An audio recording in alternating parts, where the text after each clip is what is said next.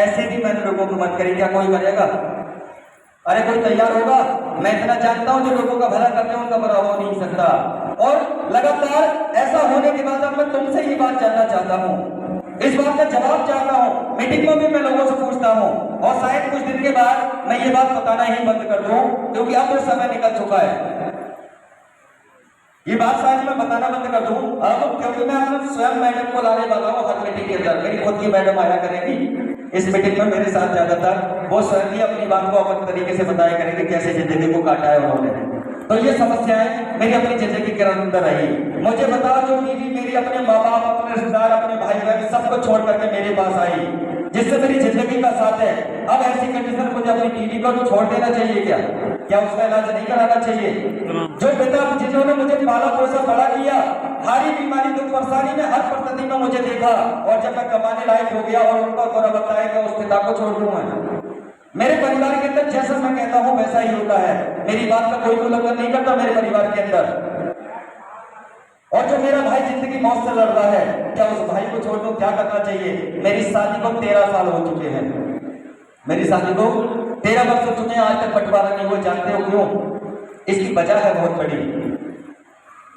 लोग 4-6 महीना साझे नहीं रह पाते, अपने माँ बाप को रोटी नहीं दे पाते, कोई किसी को रोटी देना पसंद नहीं करता, अपने भाइयों को भी जिसकी शादी होती है वो अपने भाइयों को भी रोटी दिलवाना पसंद नहीं करता। और ये कमी उस औरत की नहीं, उस आदमी की होती है। इस बात को डंडे की चोट पर कह सकता हूं मैं, क्योंकि ऐसे ही नहीं करा। इन 32,000 लोगों को लाने के लिए जो 2.5 लाख लोगों के घर का पानी पिया है मैंने, तो एक एक घर का अनुभव किया है मुझे। ऐसे ही किसी बात को नहीं बोल रहा हूं मैं। क्या करना चाहिए ऐसी कंडीशन में?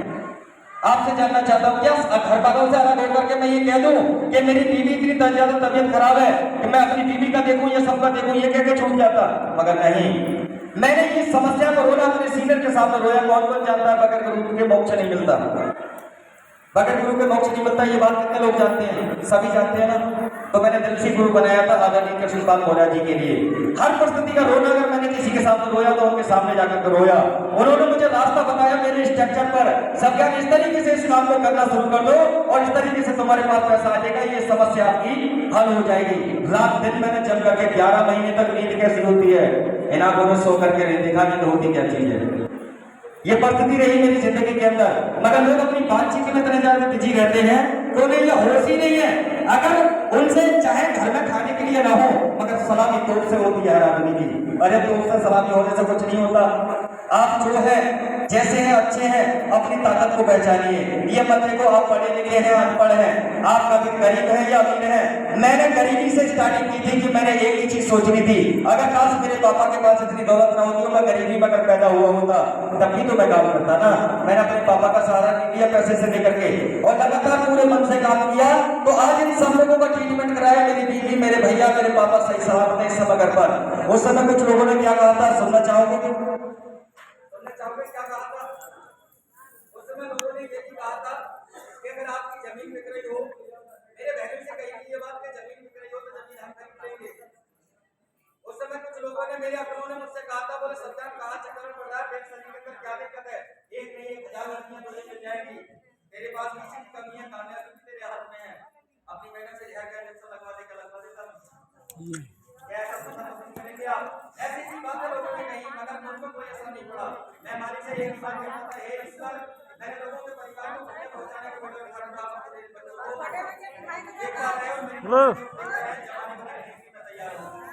लगातार यही जो लगाई थी, उस जेलर की तरह, उस कैदी की तरह एक कहानी के माध्यम से अपनी बात को एंड करूंगा मैं। दो दोस्त थे और बहुत गरीब लोग थे, एक गरीब दोस्त था, एक अमीर पैसे वाला दोस्त था।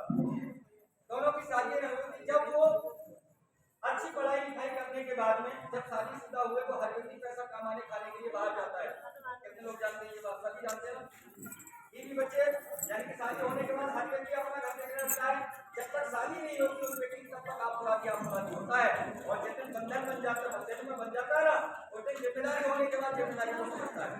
तो ऐसे ही दोस्त बोलने लगा अपने दोस्त को, बोले यार तुम तो पैसे वाले हो, आपको तो कहीं जाने की जरूरत नहीं है और मैं घर से गरीब हूँ, मुझे तो परदेश कमाने के लिए जाना पड़ेगा अपने बच्चे के लिए। तो उस दोस्त ने कहा था, अरे दोस्त यार कैसी बात करी, मैं तेरे बगैर जी नहीं सकता, तेरे बगैर मैं रह नहीं सकता, एक साथ हम लोग रहे हैं, अगर बात काम बाहर जाने की ना पैसा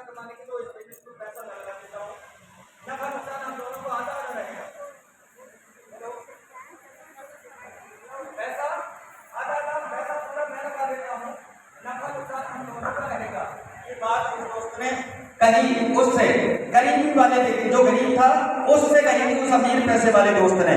बोले ठीक है, उन्होंने बिजनेस की स्टार्टिंग कर दी और जब बिजनेस काफी तरक्की पर उनका होता रहा तो बिजनेस को और बढ़ाने के लिए जब एक समय आया तो उसका बिजनेस थोड़ा लॉस में गया, तो उन्होंने लोगों को, रिश्तेदारों को, सबको मालूम है, जब जिसका चर्चा हो जाए तो सब लोग समझते हैं ये तो बहुत पैसे वाला व्यक्ति है, तो हर व्यक्ति उसकी मदद करने को खड़ा हो जाता है या नहीं।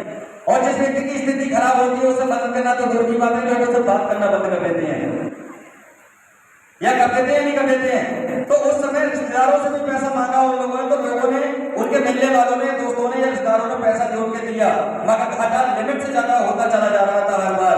तो एक दिन जब पैसे मांगने वाला पैसे कब तक नहीं मांगेगा, 1 महीना, 2 महीना, साल भर, 6 महीना, तब तक नहीं मांगे, कभी तो पैसा मांगेगा। फिर लोगों ने पैसा मांगना शुरू कर दिया, और जब लोगों ने पैसा मांगना शुरू कर दिया उस व्यक्ति से, तो उन्होंने सोचा यार ऐसे तो छवि खराब हो जाएगी, बोले फिर क्या करना चाहिए, तो उन्होंने बैंक लूटने का मन बना लिया। बोले ऐसे तो पैसा कमा नहीं सकते हम, तो बैंक लूटने का मन बनाया। जब पहली बार बैंक लूटने गए तो पहली बार नहीं पकड़े गए, बैंक लूटने गए तो पहली बार में बैंक लूटने पर पकड़े गए, और पकड़े जाने के बाद अमीर ज्यादा तो उनके परिवार वालों ने उन्हें छुड़ा लिया, मगर गरीब ज्यादा उसी जेल के अंदर पड़ा रहा, क्योंकि उसको छुटाने वाला कोई था ही नहीं।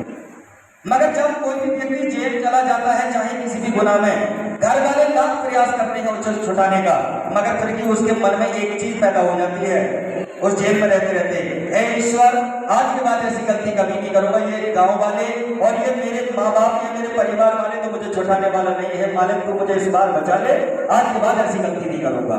उस व्यक्ति की चाहे कितनी भी कोशिश कर रहे हो, मगर उसकी लौ उस मालिक से लग जाती है, उस वक्त लग जाती है, हाँ या ना लग जाती है। ऐसी परिस्थिति में जब बुरे वक्त में फंसा हो तो उस मालिक से उसकी लौ लगी, धीरे धीरे काफी समय बीत गया, तो दाढ़ी उसकी बड़ी बड़ी हो गई, और फिर वो बाहर निकल करके आया वहां से, वो वहां से निकल करके आया जेल से, और जेल से निकल के आने के बाद उसे वही ज्यादा आता हुआ मिला। बाहर से जब जेल से निकल करके आया तो ये कुटिया पड़ी, और उस कुटिया पर रहने के बाद वो उन्होंने वहीं पर अपना डेरा जमा लिया, यानी कि हवन कुंड वगैरह जो भी बनाना था उन्होंने वहीं पर अपनी धूनी रखा दी।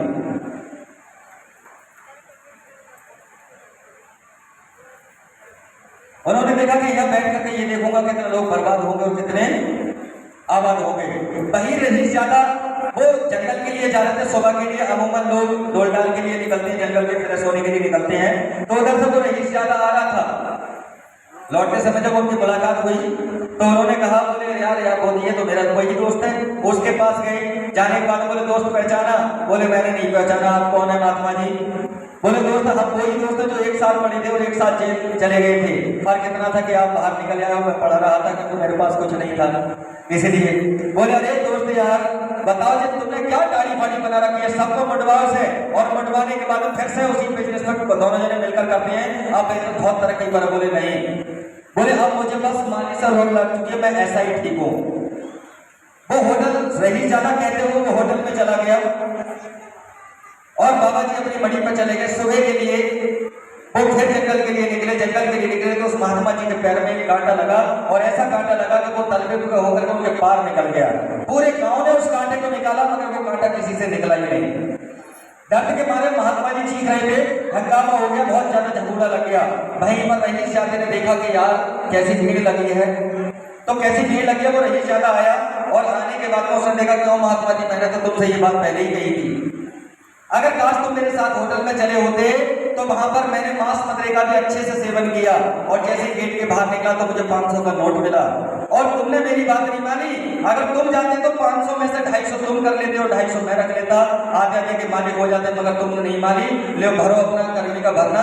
वो कांटा उनके बाहर निकल गया, बोले आप अच्छे रहे। उसको ये बात बहुत बुरी लगी, फिर उसने मालिक से लौट लगाई, हे ईश्वर मेरी भक्ति में, ये इबादत में ऐसी कौन सी कमी रह गई, तूने इस रहीश ज्यादा ने मांस मदरे का सेवन किया तो इसे 500 का नोट दिया, और मैंने दिल से तेरी इबादत की तो तुम मुझे कांटा दिया।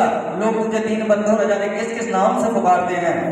मालिक पर जब उसकी लौ लगी तो वो मालिक एक बच्चे के रूप में आया, और जैसे ही पैर पर उनके कांटे पर हाथ लगाया तो बगैर दर्द के वो कांटा बाहर निकल गया। जैसे बगैर दर्द के कांटा निकला उसने खट कलाई पकड़ ली, बोले प्रभु अब लीला ना दिखाओ, सीधे अपने रूप आओ। तो वो फिर फकीर के रूप में आ गए, और आने के बाद उस फकीर से कहने लगे, उस मालिक से कहने लगे, हे ईश्वर, मुझे बता मेरी कौन सी भक्ति, मेरी पूजा अर्चना इबादत में, या ऐसी कौन सी मेरी भक्ति या श्रद्धा में ऐसी कौन सी कमी रह गई जो आज मेरे साथ ऐसा हुआ। अरे इस रईस शादी ने मांस मदिरा का सेवन किया, अय्यासी की, और अय्यासी करने के बाद जब गेट से बाहर निकला तो उसे 500 का नोट दिया, और मैंने तेरी दिल से पूजा अर्चना इबादत की थी, तूने मुझे काटा दिया। तो बोले सुन, तेरी बताऊं या तेरे दोस्त की पहले बताऊं? बोले इसकी बता। तो बोले जिस क्षण जिस घड़ी मैंने दोनों को, जब आप लोग पैदा हुए थे तो दोनों का नसीब मैंने लिखा था। जिस क्षण जिस घड़ी जिस समय जिस मुहूर्त में जिस समय इसको ये 500 का नोट मिला।